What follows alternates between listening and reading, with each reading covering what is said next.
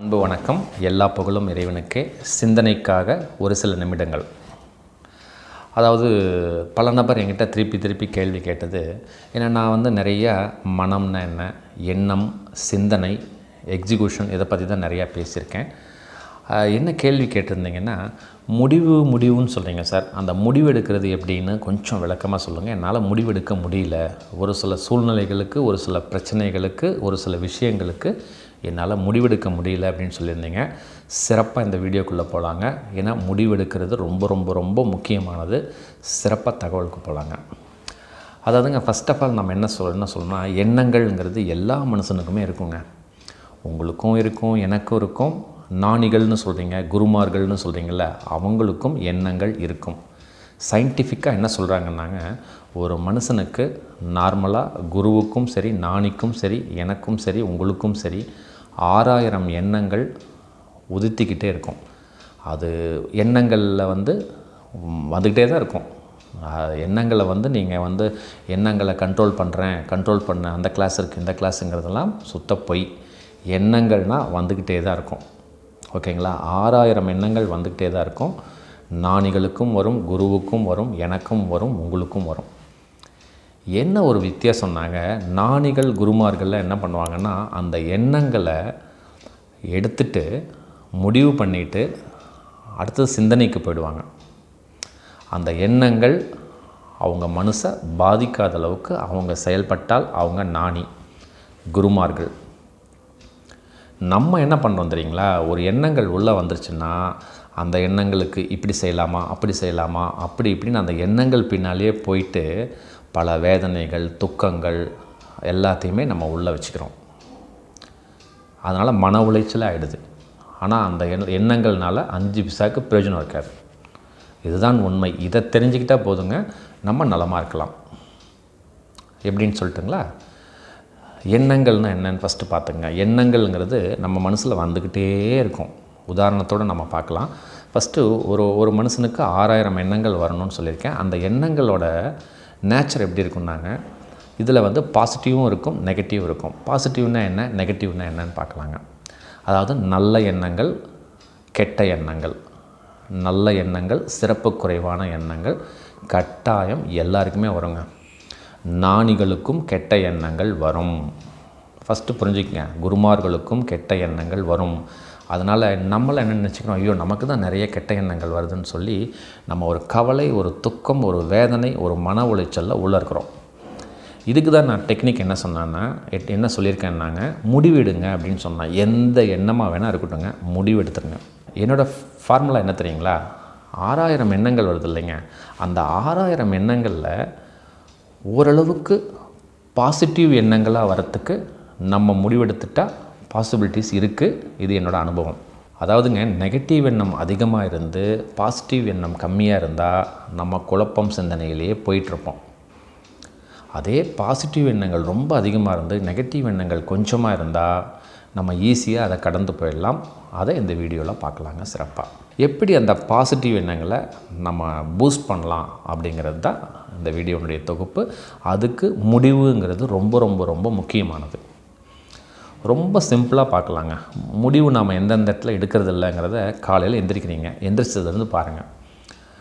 எந்திரிச்சோன்னு என்ன நினைப்பீங்க, குளிக்க போகணும். குளிக்கும்போது என்ன, பச்சை தண்ணி குளிக்கலாமா, சுடு தண்ணி குளிக்கலாமா, எண்ணங்கள் வரும்.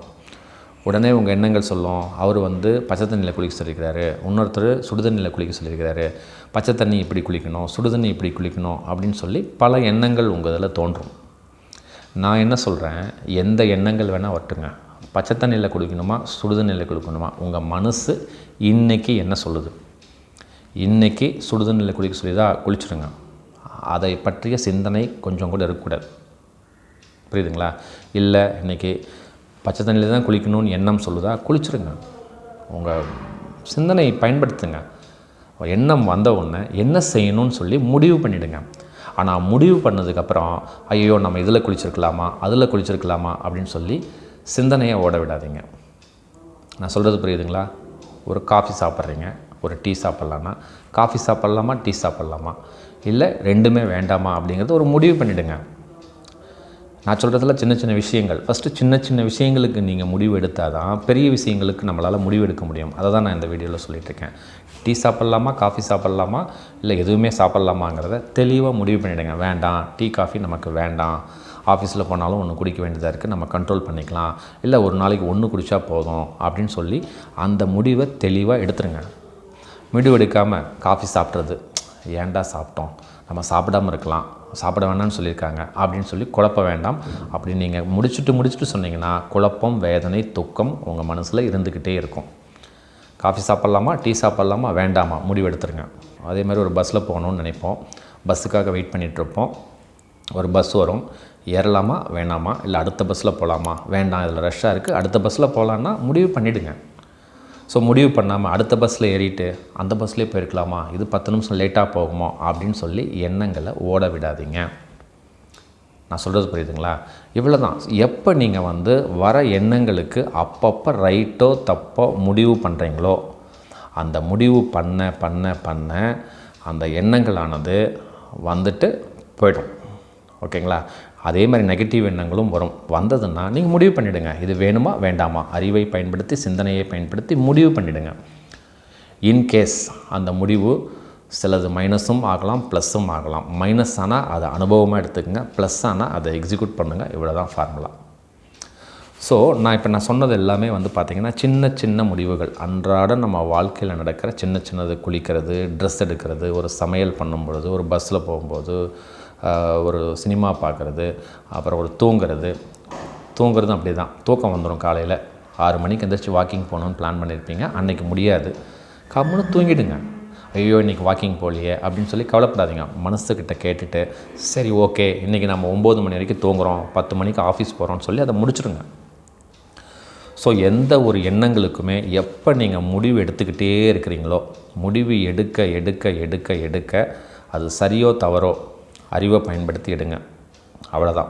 ஸோ ஒன்ஸ் முடிச்சிட்டிங்கன்னா தவறானால் அடுத்த தடவை திருத்திக்க போகிறோம், சரியாக இருந்தால் அதை ஃபாலோ பண்ண போகிறோம். இவ்வளோதாங்க. ஸோ இந்த முடிவு நீங்கள் எடுக்க உங்கள் மனசில் குழப்பமே இருக்காது. இன்றைக்கி இது சாப்பிட்ணுமா சாப்பிட்டீங்க, இந்த பஸ்ஸில் போனோமா போயிட்டோம், தூங்கணுமா தூங்கிட்டோம், ஸ்வீட் சாப்பிட்டோமா சாப்பிட்டோம், சினிமாவுக்கு போனோமா போயிட்டோம், போகலை, முடிஞ்சு போச்சு. குழப்பமே இருக்காது. நம்மளால் என்ன தெரியுங்களா பண்ணுறோம், ஒரு முடிவு எடுத்துடுறோம், அதில் போயிருந்தால் பரவாயில்லையே, அதில் போயிருந்தால் இப்படியா இருக்குமே அப்படின்னு சொல்லி எண்ணங்களை அலைய விடுறோம். அது கூடாது. ஸோ டக்குன்னு முடிவெடுங்க. எப்போ நீங்கள் வர எண்ணங்களுக்கு முடிவெடுக்கிறீங்களோ அந்த நேரத்தில் நம்மளோட 6000 எண்ணங்கள் நான் சொன்னேன் இல்லைங்க, அது ஃபுல்லாக பாசிட்டிவ் எண்ணங்களாக வரும். எப்போ வரும், நீங்கள் டக்குன்னு முடிவெடுக்கணும். இவ்வளோதாங்க ஃபார்முலா. ஸோ நெகட்டிவ் எண்ணங்களும் நமக்கு வரும், ஞானிகளுக்கும் வரும், குருவுக்கும் வரும். ஒருத்தனை அடிக்கணும், ஒருத்தனை வெட்டணும், ஒருத்தர் சினிமாவில் நம்ம சூப்பராக நடிக்கணும், எவ்வளோ வருது இல்லைங்க. அப்புறம் பார்த்திங்கன்னா சொல்ல முடியாத ஒரு நினைவுகள், எண்ணங்கள்லாம் வரும். ஒரு உணர்தல் பூர்வமாக ஒருத்தரோட செக்ஸ் வச்சுக்கணும் அப்படின்லாம் தோணும். ஏன்னா இதெல்லாம் எண்ணங்களில் வரும். அதெல்லாம் நெகட்டிவ். நம்ம செயல்படுத்துகிறோமா, செயல்படுத்த முடியல. ஏன்னா இந்த மாதிரி எண்ணங்கள் வரும். நீங்கள் இந்த மாதிரி ஒவ்வொன்றுக்கும் முடிவு எடுக்க என்ன ஆகும்னா அந்த 6000 எண்ணங்கள் ஓரளவுக்கு எல்லாமே ஒரு 80% 90% பாசிட்டிவாக வர ஆரம்பிச்சிடும். எப்போ பாசிட்டிவாக வருதோ அதற்கப்புறம் உங்களுக்கு கவலையே இல்லைங்க. துக்கம், வேதனை நமக்கு இருக்கவே இருக்காது.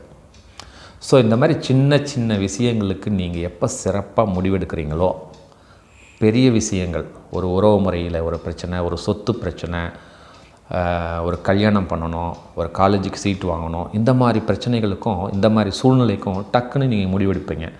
எப்போ, இதுக்கெல்லாம் நீங்கள் முடிவெடுத்தா. இதுக்கே நீங்கள் சரியாக முடிவெடுக்கலைன்னா, இந்த சின்ன விஷயங்களுக்கே நீங்கள் முடிவெடுக்கலைன்னா பெரிய விஷயங்களுக்கு நம்மளால் முடிவெடுக்க முடியாது.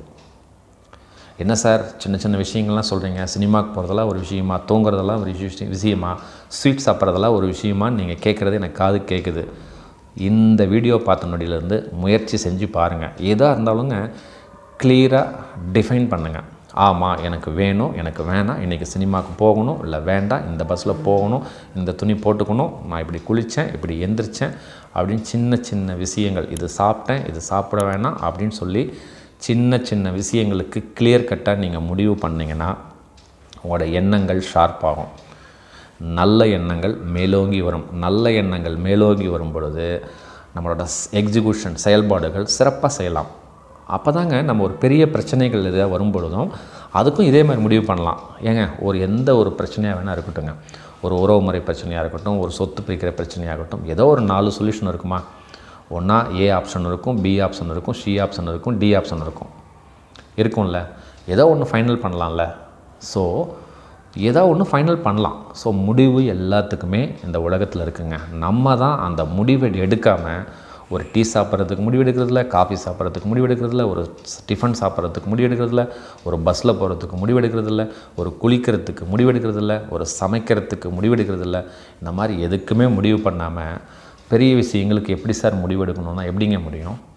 ஃபஸ்ட்டு எண்ணங்களில் வர சின்ன சின்ன விஷயங்களுக்கு நீங்கள் முடிவெடுத்தீங்கன்னா நம்மளோட எண்ணங்கள் பாசிட்டிவான எண்ணங்கள் அதிகமாக இருக்கும். இதை நீங்கள் ட்ரையல் பண்ணி பாருங்கள், இதை முயற்சி செஞ்சு பாருங்கள். முயற்சி செஞ்சால் உங்களுக்கே தெரியும்.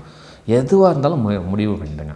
ஒரு அயர்ன் பண்ண போகிறீங்க, துணி கொடுக்கணுமா, இங்கே கொடுக்கலாமா, அங்கே கொடுக்கலாமா, வேணாமா, டக்குன்னு டிசிஷன் எடுத்து கொடுத்துட்டு வாங்க. அங்கே கொடுத்ததுக்கப்புறம் இங்கே கொடுத்துருக்கலாமா அப்படின்லாம் ஆசோலேஷனே வேண்டாம்.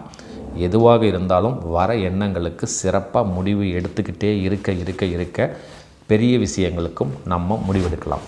ஓகேங்களா? அதனால் முடிவெடுக்கிறதுங்கிறதெல்லாம் ரொம்ப பெரிய விஷயமில்லே இல்லைங்க. எஸ் ஆர் நோ சொல்லணும், சிந்தனையை பயன்படுத்தி சொல்லிடணும். அது சரியாக இருந்தாலும் சரி, தவறாக இருந்தாலும் சரி. தவறாக இருந்தால் அடுத்த தடவை நம்ம திருத்திக்க போகிறோம், சரியாக இருந்தால் அதை எக்ஸிக்யூட் பண்ண போகிறோம். இவ்வளோ தான் விஷயம்.